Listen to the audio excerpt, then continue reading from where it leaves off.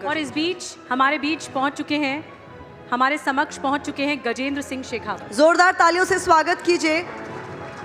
गजेंद्र सिंह शेखावत जी हमारे बीच मौजूद हैं। तालियों में कमी नहीं होनी चाहिए, जोरदार तालियां।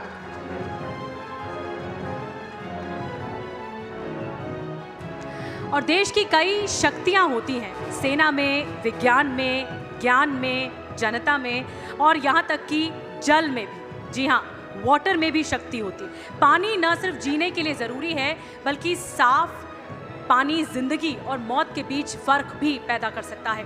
भारत के इसी जल को ठंडे रेगिस्तान लद्दाख से लेकर मरुभूमि के हर घर तक पहुंचाने वाले जल शक्ति मंत्री गजेंद्र सिंह शेखावत हमारे बीच पहुंच चुके हैं। एक बार फिर से जोरदार तालियों के साथ स्वागत कीजिए गजेंद्र सिंह शेखावत का। तो राजस्थान के कद्दावर नेता, राज्य में बीजेपी को मिली जीत में पर्दे के पीछे अहम भूमिका निभाने वाले और आने वाले लोकसभा चुनाव में पार्टी के एक बड़े चेहरे गजेंद्र सिंह शेखावत से बात करेंगी मेरी सहयोगी सुमेरा खान। जोरदार तालियां।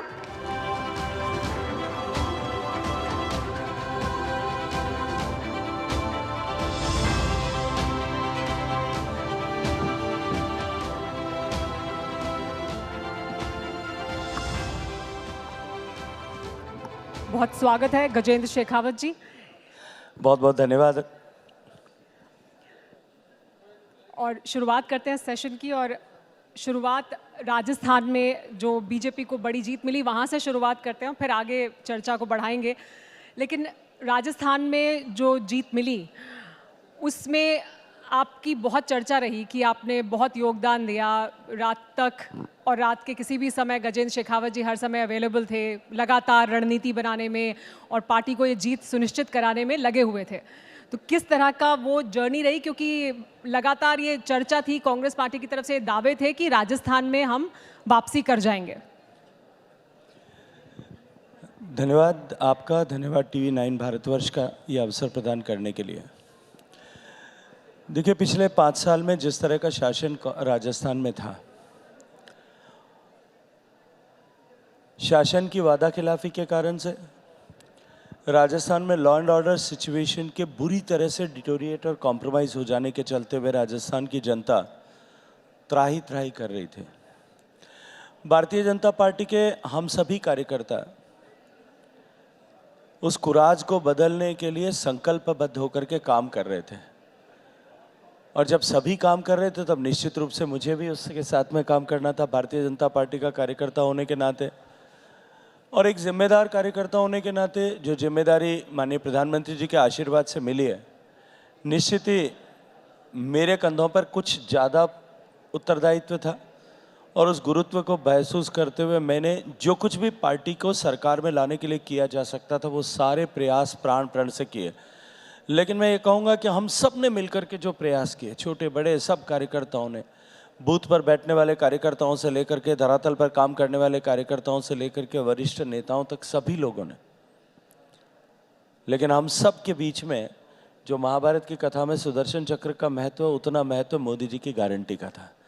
मोदी जी की गारंटी वहाँ काम कर रही थी, और उस गारंटी की गारंटी पर भरोसा करके लोगों ने भारतीय जनता पार्टी की सरकार, डबल इंजन की सरकार राजस्थान में बनाई है। गारंटी पर आएंगे अभी, क्योंकि गारंटी तो मंत्रा है अब 2024 से पहले, लेकिन पर्दे के पीछे इतना काम कर रहे थे गजेंद्र शेखावत थी, तो एक उम्मीद थी कि पर्दे के आगे भी फिर आप आएंगे, लेकिन वो नहीं हुआ। देखिए, मैंने पहले भी कहा था, चुनाव के समय में भी मुझे ये प्रश्न पूछे गए थे, तब मैंने कहा था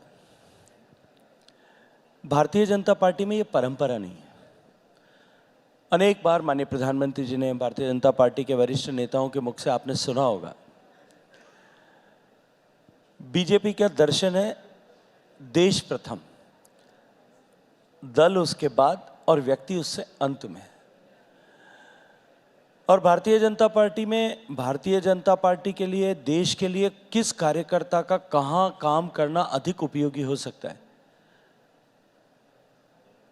वो प्रदेश की सरकार में भी हो सकता है, वो देश की सरकार में भी हो सकता है, वो संगठन में भी हो सकता है, वो प्रदेश के स्तर पर संगठन में हो सकता है, राष्ट्रीय स्तर पर संगठन में हो सकता है, स्थानीय स्तर पर हो सकता है। इसलिए इस व्यक्ति का कहाँ देश के लिए और दल के लिए बेहतरीन उपयोग हो सकता है, ये तय करने का विशेषाधिकार पार्टी में वरिष्ठ लोगों के पास है। पार्टी के वरिष्ठ लोगों ने इस अपेक्षा के साथ में जो कुछ तय किया है, निश्चित है जो भूमिका दी गई है, जो उत्तरदायित्व मिलता है, उसके साथ उस व्यक्ति को पूर्ण निष्ठा के साथ में काम करने की हमारे यहाँ परंपरा भी है और पद्धति भी है। लेकिन गजेंद्र जी, ये जो कार्यशैली है और ये जो एक नई तरह की राजनीति भी है बीजेपी की, इसे समझना चाहते हैं हम कि कैसे एक पार्टी का कार्यकर्ता, पार्टी का एक नेता, आम कार्यकर्ता और आम नेता है और उसे पता लगता है कि अब वो प्रदेश का मुख्यमंत्री बनने वाला है। तो कब पता लगता है, क्या है ये कार्यशैली, किस तरह की ये सोच है, वो उसको अगर आप समझाएं, या आई एम श्योर लोग समझना चाहेंगे इसे, क्योंकि हर कोई हैरान था जब नए नाम आए मध्य प्रदेश में, राजस्थान में। देखिए, भारतीय जनता पार्टी केवल एक सत्ता प्राप्ति के लिए या सत्ता का सुख भोगने वाला राजनीतिक संगठन मात्र नहीं है। भारतीय जनता पार्टी इस देश को बदलने का लक्ष्य लेकर के, जिसे हम सामान्य बोलचाल की भाषा में अंत्योदय शब्द का इस्तेमाल करते हैं, अंतिम व्यक्ति के जीवन में परिवर्तन ला करके उसे सशक्त करते हुए, राष्ट्र के लिए उपयोगी बनाते हुए उस लक्ष्य को प्राप्त करने के मार्ग पर चल रहे हैं। और तब से लेकर के जब भारतीय जनता पार्टी या जनसंघ की स्थापना हुई, तब से लेकर के आज तक उद्देश्य अटल है, लक्ष्य अटल है, उसमें कहीं कोई परिवर्तन नहीं है और मार्ग भी वही। और इस मार्ग पर स्पष्टता के साथ उस लक्ष्य की प्राप्ति के चलने के लिए हम कार्यकर्ताओं का निर्माण करते हैं। मैं ये मानता हूं कि भारतीय जनता पार्टी एक राजनीतिक दल नहीं है, अपितु देश के निर्माण के लिए कार्यकर्ताओं का निर्माण करने वाली एक पाठशाला है। एक सामान्य व्यक्ति भारतीय जनता पार्टी की इस पद्धति से जुड़ता है, काम करना शुरू करता है, छोटे से कार्यकर्ता के रूप में काम करना शुरू करता है और वो एलिवेट होकर के धीरे धीरे परिष्कृत होकर के उसका इवोल्यूशन होकर के उसको शीर्षस्थ नेतृत्व तक पहुंचने का अवसर मिलता है। ये सौभाग्य सिर्फ और सिर्फ भारतीय जनता पार्टी में होता है। और आप देख सकते हैं, उठा करके देखेंगे देश की राजनीति के पटल पर या प्रदेशों की राजनीति के पटल पर, जैसा आपने अभी खुद उल्लेख किया, आपको अनेक अनेक ऐसे चेहरे लगेंगे, या मैं कहूँ कि अधिकांशतः ऐसे चेहरे मिलेंगे जिन्होंने शून्य से काम करना प्रारंभ किया और आज उत्कर्ष के शिखर तक पहुंचे। ये व्यक्ति निर्माण की पद्धति के माध्यम से संस्कारों को जोड़ते हुए, व्यक्ति का निर्माण करते हुए राष्ट्र निर्माण के इस यज्ञ में हम सब लोग साथ में काम कर रहे हैं। बीजेपी के साथ लोग बड़ी संख्या में जुड़ रहे हैं कार्यकर्ता के तौर पर भी, और ये बहुत इंस्पायरिंग भी है लोगों के लिए कि अगर आप एक कार्यकर्ता के तौर पर जुड़ेंगे तो आप कहीं तक भी पहुंच सकते हैं, आप मुख्यमंत्री के पद तक पहुंच सकते हैं, आप आगे बढ़ सकते हैं। अब लोकसभा चुनाव सामने है 2024 से पहले, और ये बार बार कहा गया है कि बीजेपी के भीतर कोई भी पद परमानेंट नहीं है, आपको अपने आप को साबित करना पड़ेगा, बार बार आपको लोगों के बीच भी जाना पड़ेगा। तो क्या हम देखेंगे कि अभी जो तमाम सांसद हैं, और ये चर्चा भी हो रही है कि ऐसा नहीं है कि सब वापस दिखाई देंगे, क्योंकि इतने लोग बड़ी संख्या में जुड़ रहे हैं तो फिर नए लोग भी आएंगे, तो क्या कसौटी होगी और उस कसौटी पर क्या सबको कसा जाएगा? देखिए, निश्चित रूप से जैसा मैंने कहा पिछले प्रश्न के उत्तर में भी कि किस व्यक्ति की किस समय में क्या भूमिका है, ये तय करना परिवार में जो मुखिया हैं, जो पार्लियामेंट्री बोर्ड है जिसे तकनीकी तरह से हम मानते हैं, उसका विशेषाधिकार है। पार्लियामेंट्री बोर्ड तय करेगा कि किस व्यक्ति को कहाँ काम करना है। और निश्चित ही मैं ये मानता हूँ, व्यक्तिगत रूप से मेरा विचार यह है कि ठहराव जो है वो सड़न लाता है, और सड़न जब आती है तो मृत्यु होती है। भारतीय जनता पार्टी में इसीलिए परिवर्तन की परंपरा है कि हम बदलते रहें और बदल करके चलते हुए परिष्कार करते रहें और परिष्कृत होकर के देश के जिस लक्ष्य, विकास के जिस लक्ष्य को लेकर के देश को समर्थ, शक्तिशाली और संपन्न बनाने के जिस लक्ष्य को लेकर के चल रहे हैं, उसके लिए हमारी नई ऊर्जा निरंतर बनी रहे। आपने कहा कि ये ज़रूरी है, क्योंकि अगर आप ठहराव आ जाता है तो फिर सड़न हो जाती है। क्या विपक्ष को आप उस तरह से देखते हैं? क्या कांग्रेस पार्टी को आप ऐसे देखते हैं कि वहाँ ठहराव है या वहाँ उस तरह का बदलाव नहीं है? क्या ये आप उस कसौटी पर कैसे देखते हैं विपक्ष को या कांग्रेस पार्टी को? मुझे लगता है मुझे टिप्पणी करने की भी आवश्यकता नहीं है। जो कुछ मैंने कहा है उस कसौटी पे आप कांग्रेस पार्टी को उठा करके देख लीजिए। जो पार्टी अपनी स्थापना के काल से लेकर के, स्थापना तो अंग्रेजों ने की थी, लेकिन लोकतंत्र के आने के बाद में, देश आज़ाद होने के बाद से लेकर के एक परिवार मात्र की पार्टी होकर के ठहर गई है, उसका हश्र क्या हुआ है आप और मैं दोनों देख रहे हैं।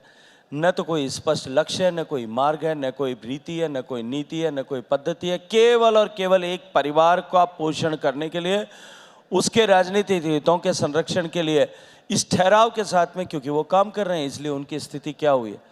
मैं फर्श से अर्श तक कार्यकर्ता के जाने की बात कर रहा था, वहाँ अर्श से फर्श तक वो पहुँच गए और पता नहीं कब नेपथ्य में चले जाएंगे। अब तो देश उसका इंतज़ार कर रहा है। कुनबा बढ़ता जा रहा है बीजेपी का, और जैसे जैसे चुनाव नज़दीक आ रहे हैं लोग शामिल होते जा रहे हैं, मतलब ये कारवां लंबा होता जा रहा है। क्या वजह है इस तरफ आने की? क्या जीत की गारंटी उन्हें इधर दिखाई दे रही है, जो गारंटी बार बार बीजेपी कह रही है कि हमारे पास है? प्रधानमंत्री नरेंद्र मोदी की गारंटी है, जीत की भी गारंटी है, तीसरे टर्म की भी गारंटी है। उस गारंटी के भरोसे पर आ रहे हैं? क्या वजह है? क्योंकि विपक्ष तो दूसरा आरोप लगाता है, वो कहता है दबाव में आ रहे हैं, डर में आ रहे हैं। देखिए, बहुत सारे तरह के विषय हो सकते हैं।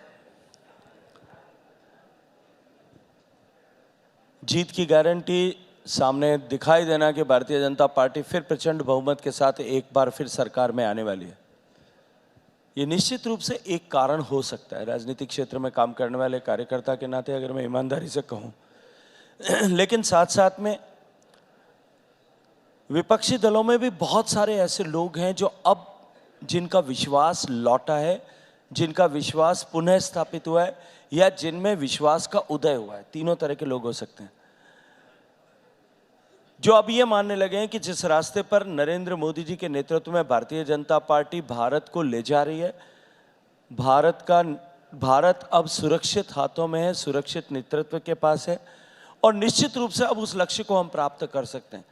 इसलिए ऐसे स्वस्थ मन से सोचने वाले लोग चाहे किसी भी पॉलिटिकल पार्टी में होंगे, वो सब अब भारतीय जनता पार्टी की तरफ दौड़ पड़े हैं। और वो दौड़ इतनी जो है वो बड़ी है, और वो पंक्ति इतनी लंबी है कि शायद जब आप सब लोगों के सामने सारे विषय आ जाएंगे, सब लोगों की चर्चा अगर मैं करूंगा या हो जाएगी, उस दिन आप लोगों को सहज विश्वास भी नहीं होगा और आपको लगेगा कि अब तो शायद पीछे कुछ बचा भी नहीं। यानी अभी और बहुत कुछ होना बाकी है, क्योंकि आज भी हम देख रहे हैं कि राज्यसभा की सीटों के लिए जब मतदान हो रहा है उसमें भी कुछ नए नए तथ्य निकल कर सामने आ रहे हैं। और भी क्या लोग इस तरह से इसमें शामिल होने वाले हैं? हम कुछ और बड़े नामों को देखेंगे शामिल होते हुए जल्दी? मैं जब स्टूडेंट था, अब तो मैं फॉलो नहीं करता हूँ, न देख पाता हूँ, न जा पाता हूँ।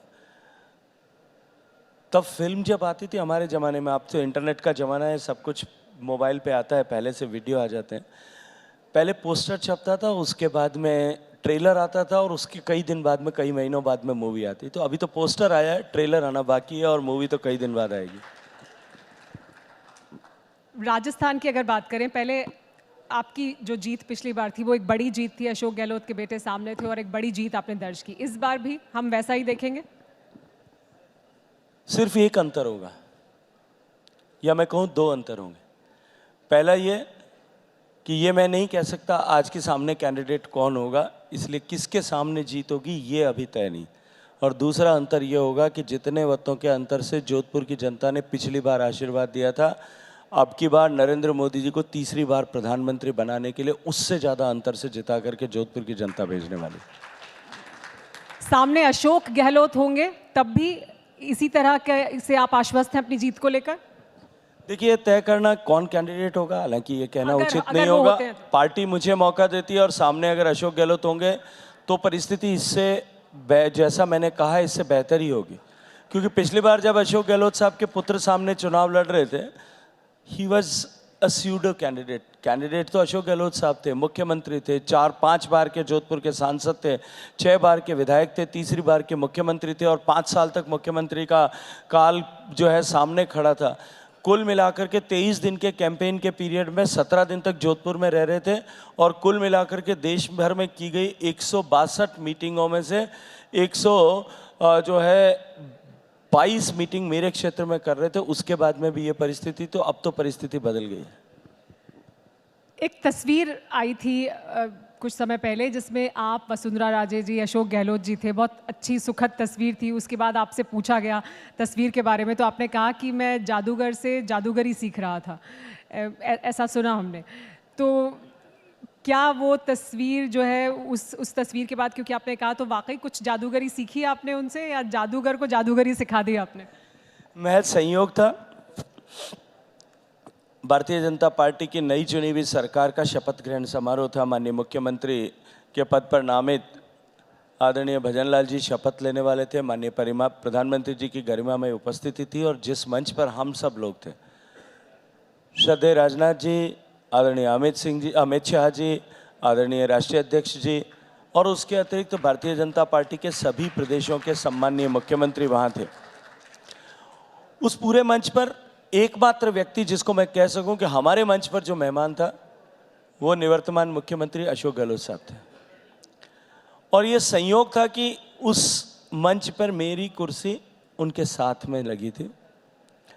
आदरणीय वसुंधरा जी की भी कुर्सी वहाँ थी। मैं नहीं मानता कि राजनीति के क्षेत्र में, लोकतांत्रिक व्यवस्था में कहीं व्यक्तिगत वैमनस्य या दुश्मनी की गुंजाइश है। हमारे वैचारिक मतभेद हैं, हमारी आइडियोलॉजी अलग अलग है, हमारे काम करने की पद्धति अलग अलग है, हमारी प्राथमिकताएं अलग अलग हैं, हमारे नेतृत्व के प्रति निष्ठा की अवधारणा अलग अलग है, हमारा देश के प्रति देखने का नजरिया अलग अलग है, लेकिन हमारी व्यक्तिगत दुश्मनी तो कहीं नहीं। हम बातचीत कर रहे थे सहज रूप से इस विषय, कुछ विषयों पर चर्चा कर रहे थे, पर मुझे लगता है कि मीडिया के मित्रों को वो जितना रुचिकर हम लोगों ने लिए था उससे ज़्यादा रुचिकर लगा। इसलिए उन मित्रों ने जो है उसको लेकर के बहुत सारी टिप्पणियां भी की, बहुत सारी बातचीत भी की। और मुझे पूछा गया था कि आप क्या चर्चा कर रहे थे, तो मैंने कहा एक व्यक्ति जो एक ऐसे समुदाय से आता है जो बहुत कम राजस्थान में, जिनके बहुत बड़ी मतदाताओं की संख्या नहीं है।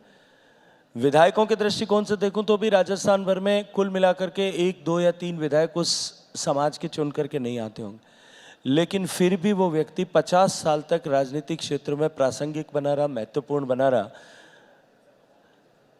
3 बार किसी और के नाम पर चुनाव लड़कर जीत जाने के बाद में भी उनको हटा करके पीछे करके खुद मुख्यमंत्री बनने में कामयाब हुआ। कुछ न कुछ तो राजनीतिक कौशल और जादूगरी होगी। तो मैंने सहजता के साथ में कहा था कि जादूगरी से जादूगर से जादूगरी, और मैंने ये कहा था उसके आगे कि क्योंकि इस चुनाव के बाद में, मैंने पहले भी कहा था कि इस चुनाव के बाद में वो सत्ता से बाहर हो जाएंगे और अब की बार जैसा मुझे दिखाई देता है वो दिल्ली में, क्योंकि पहले ये होता था कि वो मुख्यमंत्री के पद से हटने के बाद में दिल्ली में पार्टी के राष्ट्रीय महासचिव हो जाते थे। मैं कहा पिछली बार जिस तरह से उन्होंने आलाकमान को चुनौती दी थी, तब अब की बार शायद वो महासचिव भी नहीं बने होंगे, तब उनके पास में बहुत सारा समय होगा और जब समय होगा तब मैं जाकर के उनसे उनकी इस जादूगरी की कला से कुछ अंश सीखने की कोशिश करूँगा।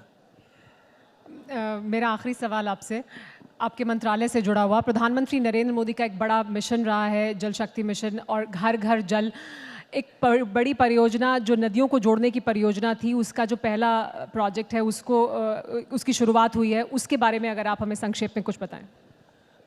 देखिए, पिछले 5 साल तक सामान्य मानवीय के जीवन में परिवर्तन लाने के लक्ष्य को लेकर के अनेक योजनाएं बनाई गई। देश में एक नया गवर्नेंस फॉर्मूला देते हुए उन सब योजनाओं को धरातल पर उतारा गया और बिना किसी भेदभाव के कंप्लीट सैचुरेशन, हर पात्र व्यक्ति तक लाभ पहुंचे, इस लक्ष्य को लेकर के काम किया गया। उस श्रृंखला में 2019 में माननीय प्रधानमंत्री जी ने हर घर तक पीने का पानी पहुंचे ये लक्ष्य रखा था। जिस दिन हमने काम शुरू किया था उस दिन देश में मात्र 16% घरों तक पीने का पानी पहुंचता था, जो आज 75% के आंकड़े को छू रहा है। और देश में 10 ऐसे प्रदेश हैं जिनमें 100% सैचुरेशन हो गया है। गुजरात है उसमें, हरियाणा है उसमें, हिमाचल प्रदेश है उसमें, पंजाब है उसमें, तेलंगाना है उसमें, उत्तराखंड है उसमें, ऐसे पौंडीचेरी उसमें, ऐसे 10 प्रदेश ऐसे हैं जो 100% सैचुरेट हो गए और बाकी बहुत तेज गति के साथ में काम हो रहा है।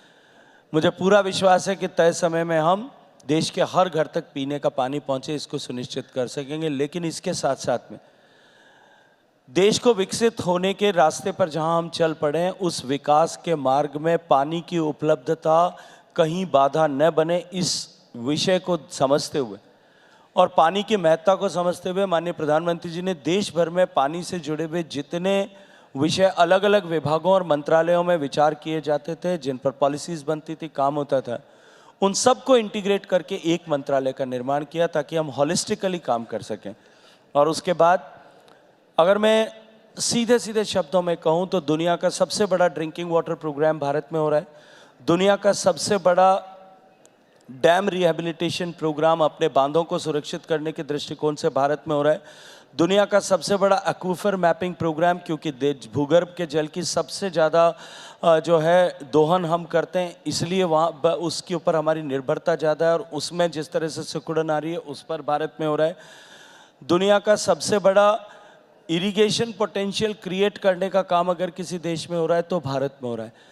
और पानी के इसके अतिरिक्त भी जितने क्षेत्र में ज़्यादा विस्तार में नहीं जाना चाहता, उन सब क्षेत्रों में जहाँ भारत काम कर रहा है वहाँ दुनिया का सबसे बड़ा काम कर रहा है। चाहे वो इंटरलिंकेज ऑफ रिवर्स का हो, चाहे दुनिया में रिवर क्लीनिंग के ऊपर सबसे बड़ा काम हो। हमने national mission for clean Ganga में जिस तरह से प्रधानमंत्री जी के मार्गदर्शन में गंगा के शुद्धिकरण के लिए काम किया है, पूरी दुनिया ने उसको न केवल उसकी सराहना की है, अपितु यूनाइटेड नेशंस ने अभी हाल ही में वर्ल्ड रिस्टोरेशन डिकेड मानते हुए इस पिछले 10 साल में जो प्रोजेक्ट्स इनिशिएटिव्स दुनिया भर के देशों ने लिए हैं उनके टॉप 10 इनिशिएटिव्स में रखा है। और भारत जो है वो पिछले मोदी जी के कालखंड में पानी के परिप्रेक्ष्य में दुनिया में सबसे ज़्यादा इन्वेस्टमेंट करने वाला देश बना है। पिछले 10 साल के कालखंड में 240 बिलियन US डॉलर्स, लगभग 20 लाख करोड़ रुपए भारत ने इस क्षेत्र में निवेश किया है ताकि देश को विकसित बनाने की दिशा में कहीं भी किसी तरह से पानी की उपलब्धता जो है वो चुनौती न बने। उसके लिए चाहे नदियों का शुद्धिकरण करना हो, चाहे नदियों को जोड़ना हो, इन सब विषयों पर हम तेज गति के साथ काम कर रहे हैं। बहुत शुक्रिया गजेंद्र शेखावत जी, TV9 भारतवर्ष के सत्ता सम्मेलन में हमारे साथ जुड़ने के लिए।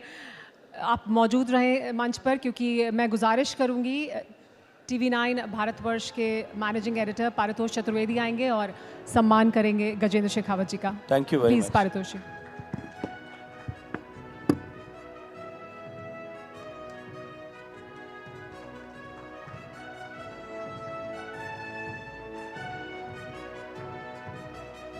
बहुत बहुत धन्यवाद गजेंद्र सिंह शेखावत जी।